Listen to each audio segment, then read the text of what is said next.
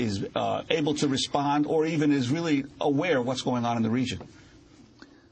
It's hard to believe that they're not aware of it. I mean, you can read it in the newspapers. There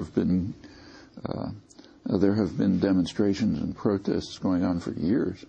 A big protest in 2005. You know, they keep being repressed, and they're more.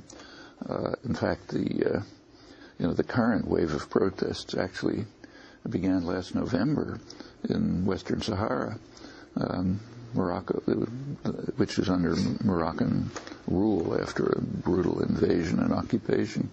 The Moroccan forces came in, carried out, destroyed the tent cities, a lot of killed, wounded, and so on.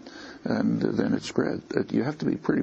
Western Sahara is hardly known about the rebellion there, the occupation there. I mean, it's a major atrocity. It's kind of like East Timor. In fact, pretty much the same, even the same time.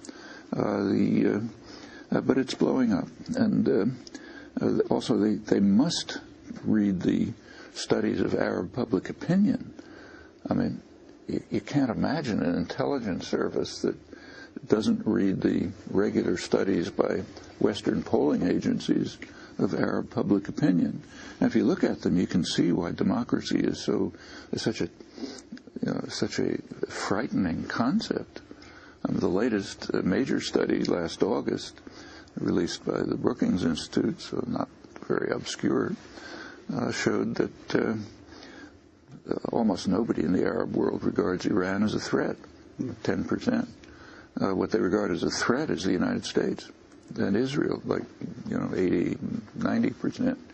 In fact, a majority even favor Iran having nuclear weapons to balance U.S.-Israeli power, which is the real threat in the Arab world.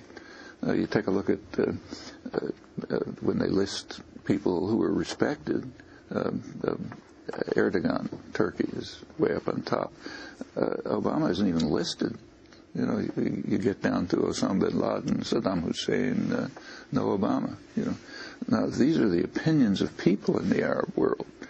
What you said about the bureaucrats and the aides is absolutely correct. I mean, after all, there have been 60 years in which explicit policy, in writing, has been internal records, has been to disregard the Arab population as long as they can be kept under control. So is perhaps the reticence of the administration, in case of Egypt, let's say, or right now in Bahrain, more geared to the fact that they know that public opinion and they understand that a real democracy in the region would mean another Latin America, another region totally out of U.S. ability to dominate? I don't talk to anybody in Washington, so I can only guess, but it is simply inconceivable that at least the intelligence services don't go as far as reading polls that I can read.